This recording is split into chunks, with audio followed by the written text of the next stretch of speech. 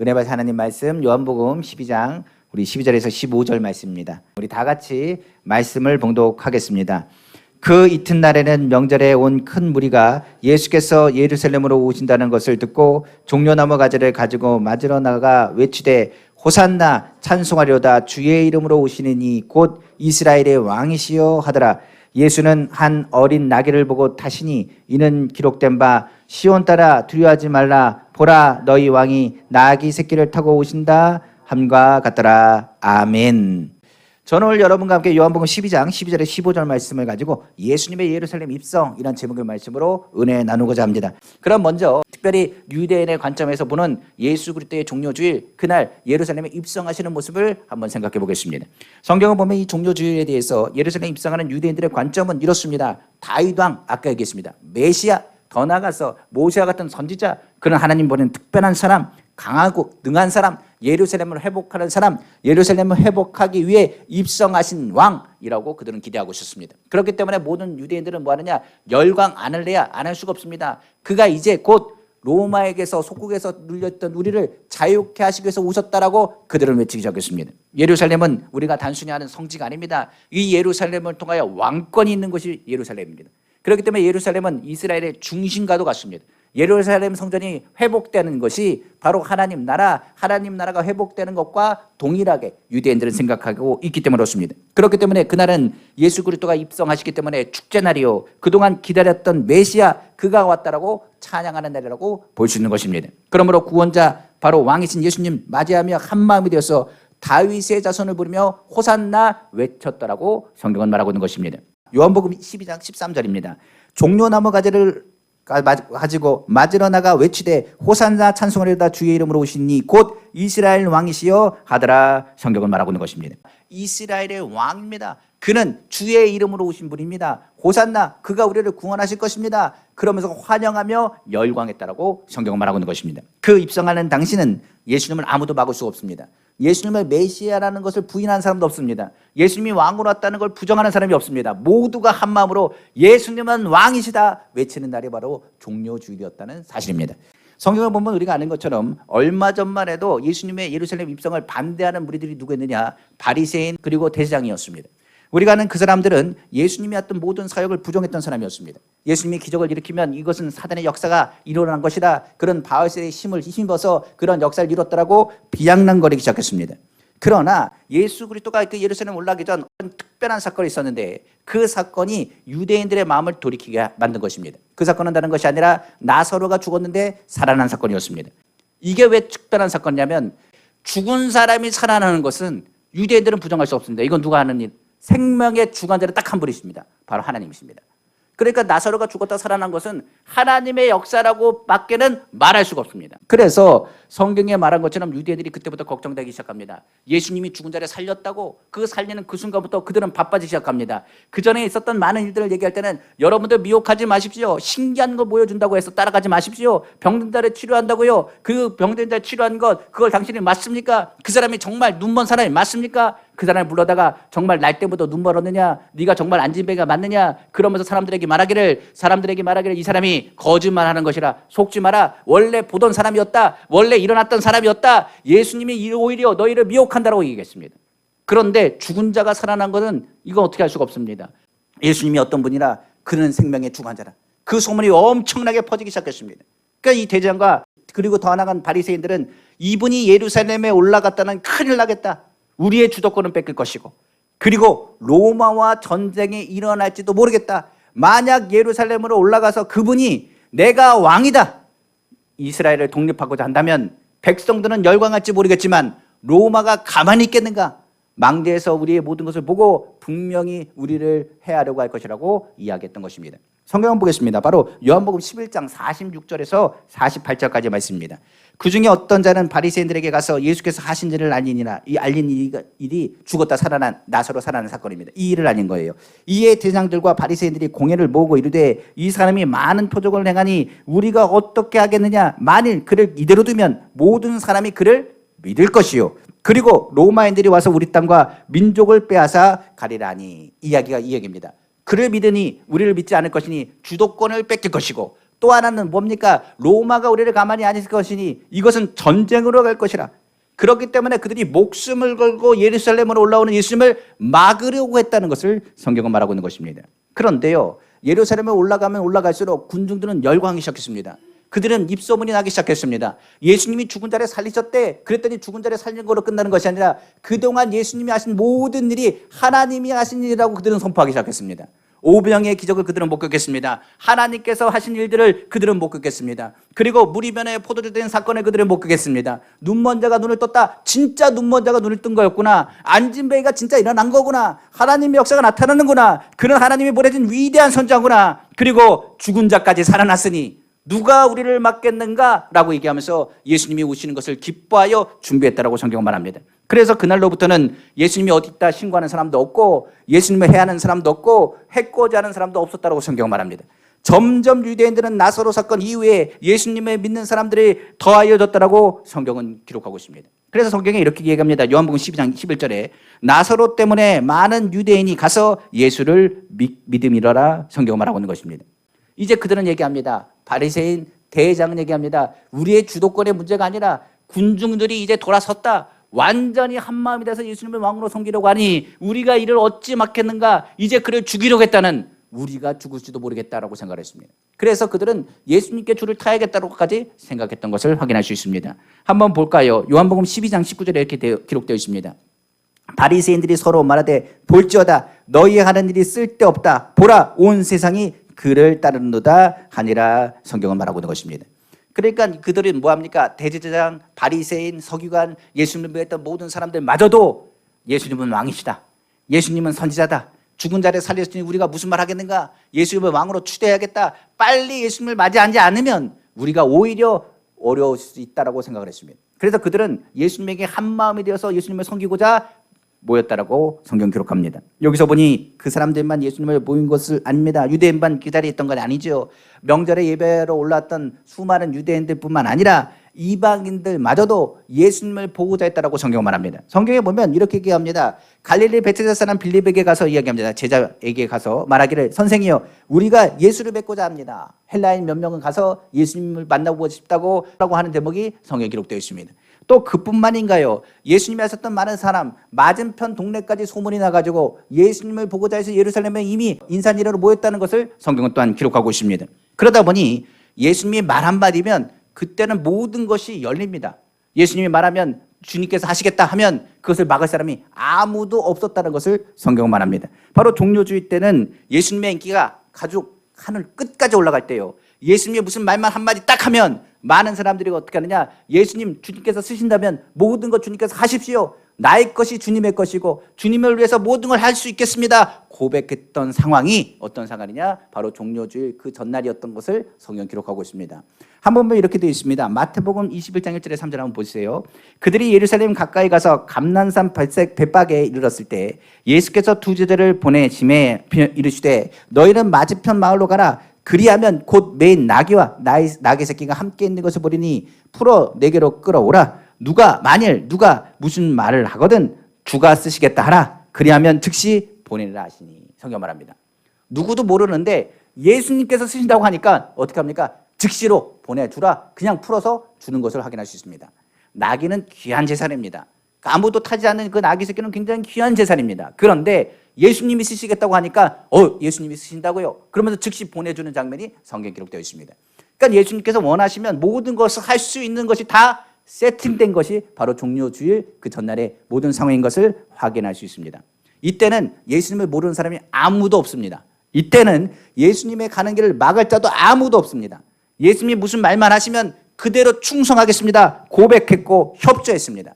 모든 사람은 예수님을 뭐로 생각했기 때문에 하나님이 보내신 왕이라고 생각했기 때문에 왕의 명령에 우리가 어떻게 불순종할 수 있겠습니까? 우리가 왕이신 예수님을 찬양하고 예배합니다 라고 모였다는 것을 확인할 수 있는 것입니다. 그래서 예수님 올 때 그냥 온 게 아니라 종려나무 가지를 흔듭니다. 한 번이라도 이길세라 질세라 예수님을 한 번 더 보기 위해서, 예수님에게 눈도장 찍기 위해서 예수님의 이름을 부르면서 호산나 호산나 찬양하기 시작합니다. 그리고 예수님이 지나가는 자리에 어떻게 하느냐, 겉옷을 벗어가지고 그 땅 밑에다가 깔아놓고 예수님이 그 겉옷을 밟고 지나가기를 원하실 정도로 사람들은 뭐 했다고요? 모여가지고 예수님께 열광하여 예수님이 입성하는 모습을 발견할 수 있는 것입니다.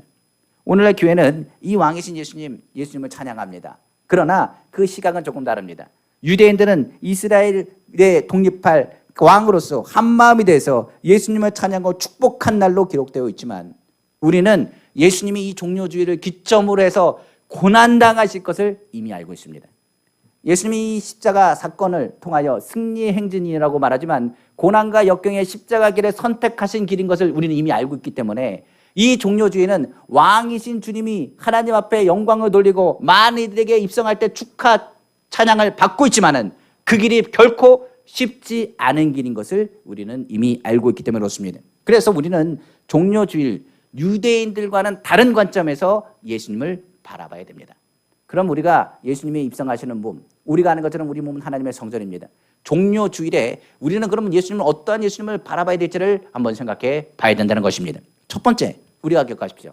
예수님은 종료주일 성전에 입성하실 때 무엇으로 입성하셨느냐? 세상 죄를 짊어지시는 하나님의 어린 양으로 입성하셨습니다. 성경은 우리의 대속물이 되시기 위해서 어린 양 예수님을, 우리는 어린 양 되신 예수님을 바라봐야 된다고 성경은 말하고 있는 것입니다.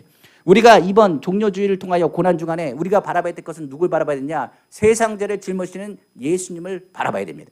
바로 우리가 말한 것처럼 세상이 말하는 왕으로서의 예수님이 아닙니다. 종기 영광을 받은 예수님이 아니라, 바로 종료주의를 그것을 결정하고 걸어가시는 예수님은 우리의 죄를 위하여 속죄 제물로 우리에게 다가오신 주님이라고 성경 기록하고 있습니다.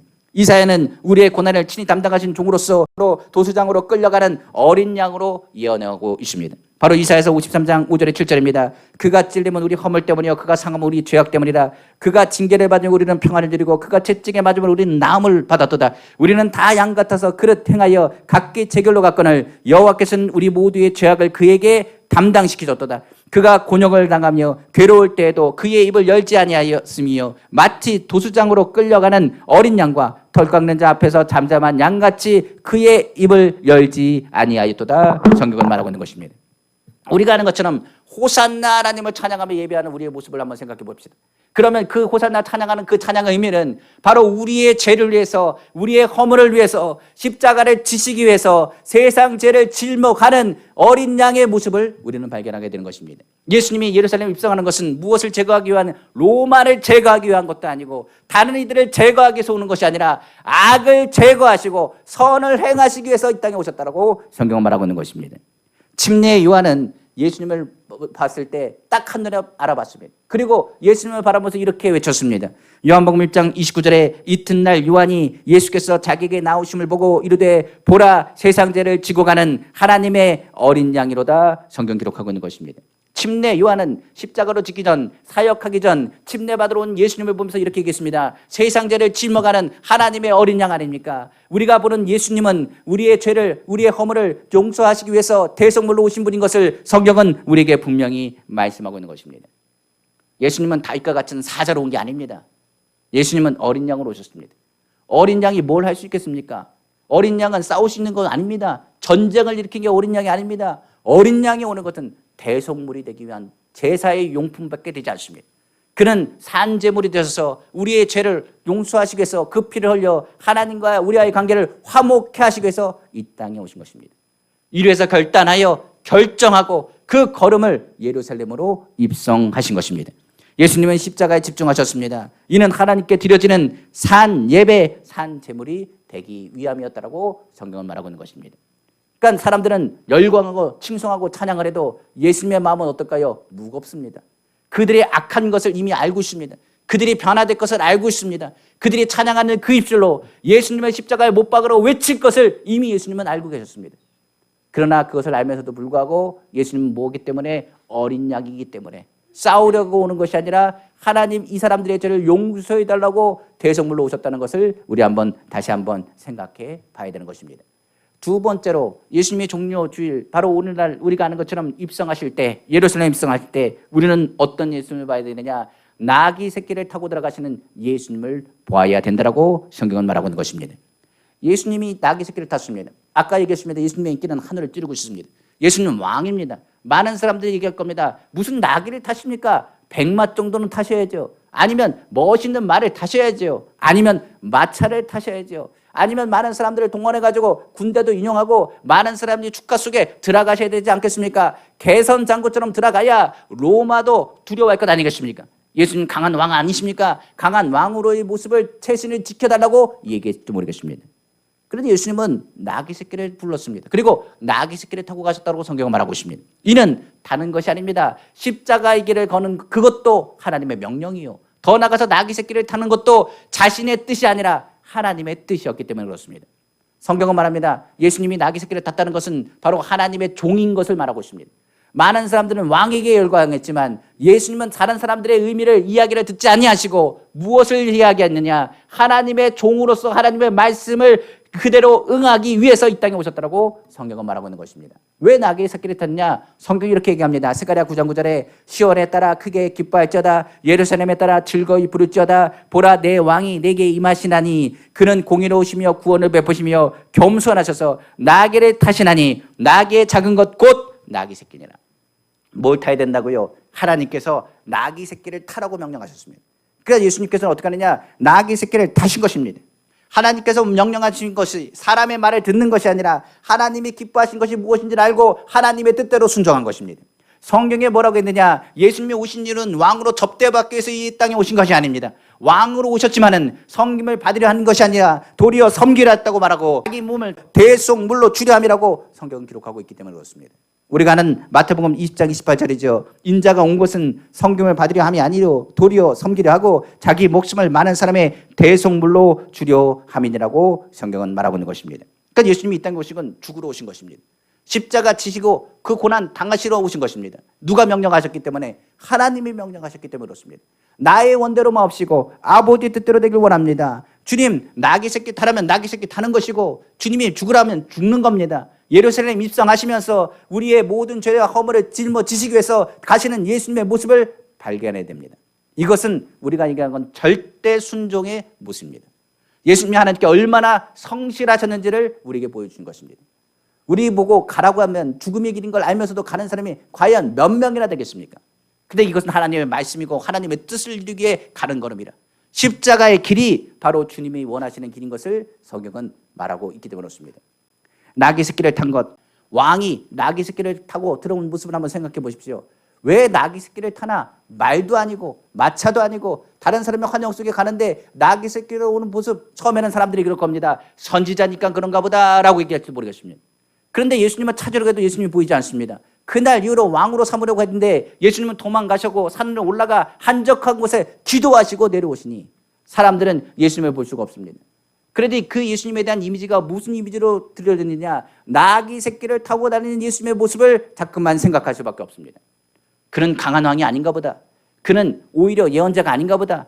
그 때문에 잘못했다가 로마로 인해서 우리가 고난당할지도 모르겠다. 사람들은 생각하기 시작했습니다. 그 나귀 새끼 탄 것 때문에 사람들의 마음은 그냥 180도 달라진 것입니다. 만약 예수님께서 강한 군대를 일으키고 났다고 한다면 사람들은 그렇게 돌이키지 않았을 겁니다. 그런데 나귀 새끼를 타고 오르시는 예수님의 모습을 생각해 보면 사람들은 말합니다. 무능력한 왕이었구나. 우리가 속았다라고 얘기할지도 모르겠습니다. 그래서 성경에 보니까 그때 시점부터 해가지고 예수님을 죽이려고 사람들이 모이기 시작했다고 말합니다. 그 당시 있던 대제사장은 말합니다. 한 사람이 죽어야 우리가 산다. 로마랑 전쟁이 일어날지도 모르는데 로마 사람들 들었지 않느냐? 이스라엘 왕이었다라고 얘기하지 않았느냐? 우리의 외침을 그들은 들었지 않았느냐? 그러니 그들이 우리를 공격할지 모르니 우리가 할 수 있는 최선은 누구 잡아다가 죽이는 것, 예수님을 잡아다가 죽이는 것이 우리가 살 길이라고 그 당시에 대제사장이 말한 것입니다. 그래서 사람들이 여론이요 180도 바뀌었습니다. 예수님을 왕이라 찬양했던 그 사람들이 180도 바뀌어가지고 예수님의 십자가에 못 박아 죽이라고 외치기 시작했다는 사실입니다. 그들이 뭐라고 외친지 아십니까? 우리의 왕은 가이사다. 우리의 왕은 가이사다. 우리가 섬기는 나라는 로마다. 우리에게는 왕이 없다. 그의 십자가에 못 박아 주세요라고 외쳤던 것이 누구라고요? 유대인들입니다. 그들이 했던 외침들을 우리는 생각해 봐야 됩니다. 그러나 예수님은 뭐라고요? 그것이 하나님이 기뻐하신 일이요 하나님이 뜻하신 바라. 성경에 갈라디아서 1장 10절에 바울이 한 고백이 있습니다. 이렇게 고백하고 있습니다. 이제 내가 사람들에게 좋게 하랴 하나님께 좋게 하랴 사람들에게 기쁨을 구하랴 내가 지금까지 사람들의 기쁨을 구했다면 그리스도의 종이 아니니라. 우리가 한번 생각해 보십시오. 주님 섬기면서 사람 말 듣고 움직이지 않습니까? 사람 의지하고 가지 않습니까? 사람 한 사람 때문에 감정이 흔들리지 않습니까? 환경 때문에 흔들리지 않습니까? 저 사람 때문에 내가 교회 못 나가겠다고 말하고, 저 사람 때문에 내가 상처받았다고 말하고, 내가 힘들다고 말하지 않습니까? 우리가 왜 하나님의 말씀대로 순종해야 됨에도 불구하고 그 길을 가지 않습니까? 예수님은 어떻게 하셨다고요? 사람들이 좋아할 때나 사람들이 배반할 것을 몰랐나요? 아셨습니다. 그들이 한 입으로 예수님을 찬양하고 왕으로 모셨던 그 사람들이 예수님의 십자가에 못 박아달라고 죽여달라고 외치던 것을 예수님이 모르셨나요? 아셨습니다. 그러나 아시면서도 예루살렘으로 입성하셨습니다. 그리고 십자가에서 대성물로 뒤려지면서 이렇게 외치셨습니다. 저들이 저들의 죄를 알지 못합니다. 저들의 죄를 용서해 주십시오. 오늘 우리는 주님께서, 예수님께서 하시는 모습을 바라봐야 됩니다. 사람의 말이 아니라 행동으로 종의 본을 직접 보이신 분이 바로 예수님이셨습니다. 그러니까 종료주일은 무엇을 다짐하는 순간이냐? 예수님처럼 내가 희생을 하더라도 죽을 각오를 하고 주님 앞에 나아가는 기간이 종료주일입니다. 그때부터 뭐 하느냐? 예수 그리스도의 고난에 동참하고 예수 그리스도의 십자가 사건을 통하여 우리가 주님의 부활하실 것을 바라보며 승리를 바라보며 주님의 고난에 참여하는 것이 종료주일부터 시작하는 고난의 의미라고 말할 수 있는 것입니다. 우리는 뭐라고요? 예수님이 부신 종의 본을 본받아야 됩니다. 예수님이 세상 죄를 짊어지기 위한 하나님의 어린 양으로 이 땅에 오셨습니다. 그리고 우리를 향하여 우리 죄를 청산하실 뿐만 아니라 하나님의 말씀을 응하려 하시기 위해서 십자가를 짊어지셨음을 우리는 기억해야 되는 것입니다. 세 번째로 우린 예수님 어떤 예수님을 봐야 되느냐? 성경 말합니다. 예루살렘을 입성하신 예수님의 모습, 우리에서 십자가의 길로 들어가신 그 모습, 예수님은 우리의 뭐가 되시냐? 성경은 말하기를 선한 목자가 되셨다라고 성경은 말하고 있는 것입니다. 그 당시 죄로 인하여 무너졌던 예루살렘이었습니다. 대장과 제사장들, 율법학자들은 성경에 뭐라 그러냐? 그들은 사꾼이라고 말하고 있습니다. 그들은 사꾼이라, 그들은 물질적인 것, 자신의 유익을 위해서만 살았던 사람들이었습니다. 양들에게는 관심이 없었습니다. 그러나 예수님은 선한 목자라, 양들에게 관심 있고 양들을 위하여 목숨까지 바칠 준비가 되신 분이 예수님이라고 성경 기록하고 있는 것입니다. 한번 성경 보겠습니다. 요한복음 10장 11절에서 15절입니다. 나는 선한 목자나 선한 목자는 양들을 위하여 목숨을 버리거니와 사꾼은 목자가 아니요 양도 제 양이 아니라 이리가 오는 것을 보면 양을 버리고 달아나니 이리가 양을 물러가고 또 해치느니라. 달아나는 것은 그가 사꾼인 까닭에 양을 돌보지 아니함이라. 나는 선한 목자라, 나는 내 양을 알고 양도 나를 아는 것이 아버지께서 나를 아시고 내가 아버지를 아는 것 같으니 나는 양을 위하여 목숨을 버리노라. 성경 말하고 있습니다. 그 당시 예루살렘 상태가 어떤 영적 상태인지 아십니까? 성경은 예수님이 뭘 탔다고 했죠? 나귀 새끼를 탔다고 했습니다. 예수님께서 나귀 새끼를 타고 예루살렘으로 입성하셨습니다. 나귀 새끼를 우리는 예루살렘의 영적 상태라고 말할 수 있습니다. 나귀 새끼가 처음에 어떻게 했나요? 묶여 있었습니다. 예수님이 어떻게 하느냐? 풀어갖고 갖고 오라고 말하고 있습니다. 그리고 나서 예수님이 어떻게 하십니까? 그것을 향하여 누가 뭐라고 하면 이렇게 얘기하고 말합니다. 주께서 쓰시겠다라고 말하라고 이야기합니다. 그리고 나귀 새끼를 타고 예루살렘으로 예수님이 입성하십니다. 나귀 새끼는 연약한 존재입니다. 나귀 새끼로 얘기한다면 무능력한 모습입니다. 죄의 짐을 짊어져야 될 무능력한 인생을 가지고 있는 사람들의 모습이라고 볼 수가 있습니다. 그런데 그 죄에 묶여있던 나를 풀어서 주님께서 뭐라고 말씀합니다. 내가 너를 뭐 하겠다고요? 쓰겠다고 말씀하시고, 그리고 어떻게 하시냐? 그 나귀 위에 예수님께서 친히 올라타시사 예루살렘으로 입성하는 모습을 생각해 보실 수 있습니다. 언젠가 우리는 기억합니다. 예수님과 함께 우리는 영적인 예루살렘인 하늘나라에 입성하게 될 것입니다. 제자들은 기억할 것입니다. 우리같이 무능력한 자를 주님이 모아시고 부르시고 우리를 뭐라고 말씀하냐? 내가 너를 쓰겠다 말씀하시고 나와 함께 동행하시사 예수 그리스도의 영광 가운데 임하는 그 자리에 우리도 함께 할 것이라고 주님은 말씀하셨기 때문입니다. 종료주일은 나귀 새끼 같은 나입니다. 나는 누구냐? 나귀 새끼 같은 나예요. 주님이 나를 풀어서 주님이 나를 부르시고 내가 너를 쓰겠다 말씀하시고 나의 안에 거하셔서 우리로 하여금 하나님의 영광된 일들을 감당하길 원하시는 것입니다. 성경은 말하기를 우리는 질그릇이라고 말합니다. 깨지기 쉽습니다. 그러나 질그릇에 그 안에 뭘 담으시고 하나님의 귀한 보화를 담으시고 그 질그릇님 보배로 말미암아 너를 어떻게 여기시고 존귀하게 여기시고 귀하게 여기신다고 성경은 말씀하고 있기 때문입니다. 그는 선한 목자입니다. 우리를 아시고 우리도 그를 알며 그와 함께 승리의 면류관을 바라보게 될 것입니다. 그래서 우리가 종려주의 또한은 기억하십시오. 세상 죄를 짊어지는 예수 그리스도, 그리고 그 어린 양된 예수 그리스도, 그리고 우리의 선한 목자 되시는 그 예수 그리스도, 하나님의 말씀만을 따라 순종하는 하나님의 종으로서 사람을 기쁘게 하는 것이 아니라 하나님을 기쁘시게 하는 종으로서의 예수 그리스도의 성실한 그 발걸음을 우리는 기억해야 되는 것입니다. 말씀을 마치겠습니다. 사람들은 하나님의 일들을 감당하며 하나님의 뜻대로 살지 않고 있습니다. 많은 사람들이 주의 일들을 감당하고 말하지만 주님의 영광보다 세상의 영광을 더 바라보고 사랑했다라고 성경 기록하고 있기 때문에 그렇습니다. 그 당시에 대제사장과 제사장 그리고 많은 주님을 믿는 유대인들은 한결같이 하나님을 사랑한다고 했지만 그들은 하나님보다 자신의 영광을 더 사랑했습니다. 바로 요한복음 12장 43절입니다.